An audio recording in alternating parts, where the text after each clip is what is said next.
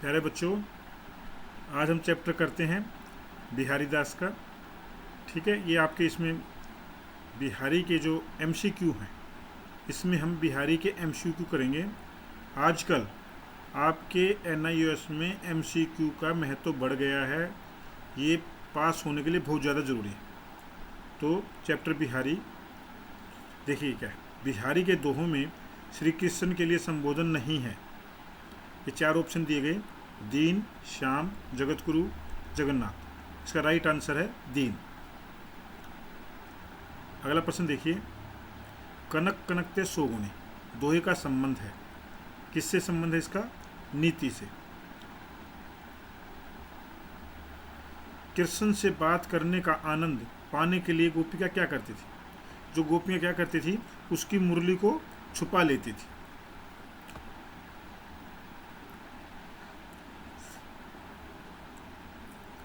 कहलन एकत बसंत दोहे में किसी ऋतु का जिक्र हुआ है। हमारी चार ऋतुएं होती हैं, हमने चारों दे रखी हैं। इसमें जो इस दोहे में जो जिक्र है वो ग्रीष्म ऋतु का है। किसका है? ग्रीष्म ऋतु का। नेक्स्ट में आ जाइए, कब को टेरत दिन रट, इसमें उल्हाना दिया गया है। ठीक है, कौन सा भाव? देखिए, हमारे बहुत सारे भाव होते हैं, दैन्य, अंतरंगता, दास्य। तो इसमें अंतरंगता का भाव है। जगत गुरु जगन्नाथ, जगन्नाथ में इसमें अलंकार बताना है आपको, अनुप्रास अलंकार है। कनक कनकते में कौन सा अलंकार है? यहाँ पर उत्प्रेक्ष अलंकार है। कनक कनकते सोगुनी मादिक दोहे में किसका प्रभाव? सोगुना। देखिए, कनक तक सोगुनी, ये जो दिया गया सोगुनी, क्या है ये? सोगुनी अर्थात सोगुना। किसका प्रभाव दिखा गया? धन का। धन का जब आदमी आता है, अहंकार आ जाता है, तो 100 गुना अहंकार आदमी के अंदर आ जाता है। गोपी किशन से बांसुरी देने की बात कहकर मुकर जाती है।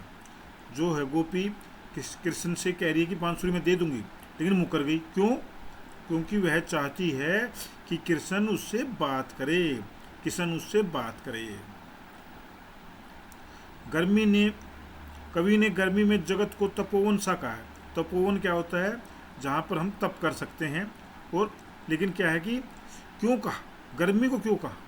क्योंकि एक दूसरे शत्रु भी साथ रहते हैं। गर्मी है तो सब जगह बैठ जाते हैं, पेड़ की छाँव में, पंखे के नीचे, एक दूसरे शत्रु भी साथ रहते हैं, इसलिए गर्मी को तपोवन जैसा कहा है। नेक्स्ट प्रश्न देखिए, दीर्घ दाद निदाद में अलंकार बताना है इसमें आपको। इसमें कौन सा अलंकार है? अनुप्रास अलंकार है। देखिए, हमारे चार काल हैं। ठीक है, आदिकाल, भक्तिकाल, रीतिकाल, आधुनिक काल। तो इसमें से बिहारी कौन से काल के कवि हैं? आपको बिहारी जो हैं ये रीतिकाल के हैं। कौन से काल के कवि हैं? रीतिकाल के।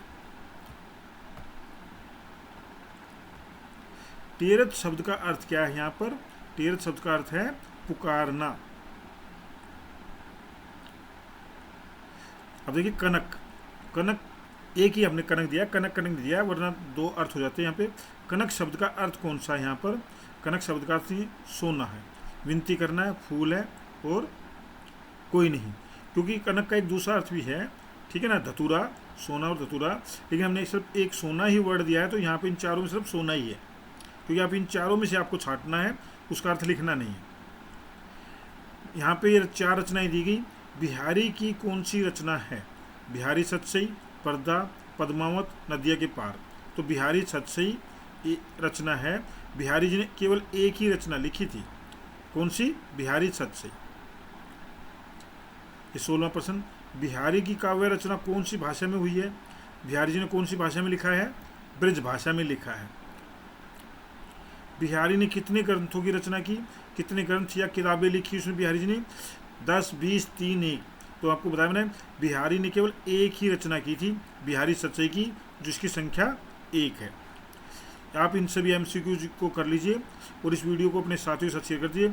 हम सभी वीडियोज़ बना रहे हैं जिसमें एमसीक्यू हैं। ये शुरुआत हो गई है, आप इसको शेयर भी कर दें और चैनल को सब्सक्राइब भी कर दें। Thank you.